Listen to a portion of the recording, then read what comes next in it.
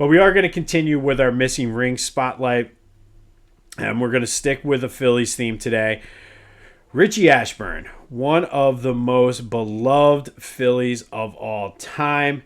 And most of the people that are probably listening to this know Richie as Whitey Ashburn, the beloved announcer of 35 years with the Phillies, Harry Kalas's right-hand man, the guy that Ashburn Alley is named after. But before he retired and got into broadcasting, he's one of the all-time great Phillies players, as well as a Major League Baseball Hall of Famer. He's third all-time on the Phillies in games, third all-time in hits, four-time All-Star, two-time batting champion, all with the Phillies. His best chance to win a title probably was 1950, though, where the Phillies surprised everyone. The Whiz Kids won the National League pennant and then got swept by the Yankees in the World Series. I always think, and we talk about this in September, or I think it's August or September, whenever the call-up happened, but they lost their best starter, or their second best starting pitcher that year, due to the Korean War. And that really, I think, is what hurt the Phillies, especially in the World Series. Now, 3 of those 4 games in the World Series were one-run games. However, that last game, who knows what would have happened if the Phillies had their full starters.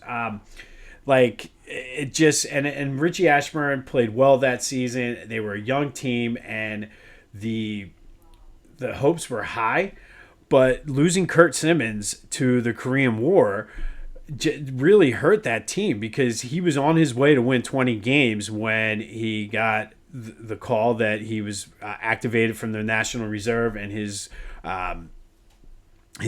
crew was going over to the Korean War. But because you never know really how much that dynamic changes everything, especially because it was such a fun summer for Philadelphia.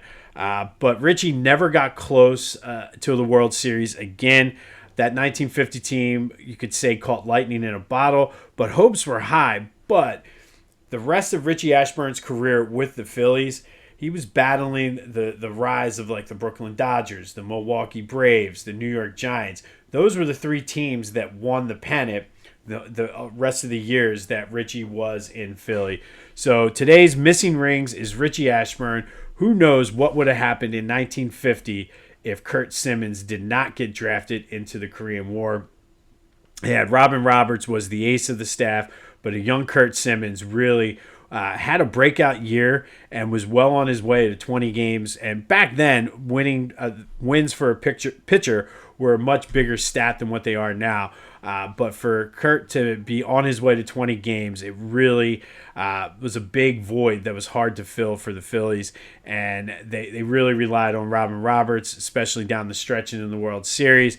But Richie Ashburn played in a World Series, never got close again. Did have the opportunity to call as an announcer. I guess it was on the radio at the time because of the Major League Baseball rules, but 1980, 83, and 93, he did get to call as an announcer of the Phillies, but as a player, never won one, and he is today's Missing Rings Spotlight.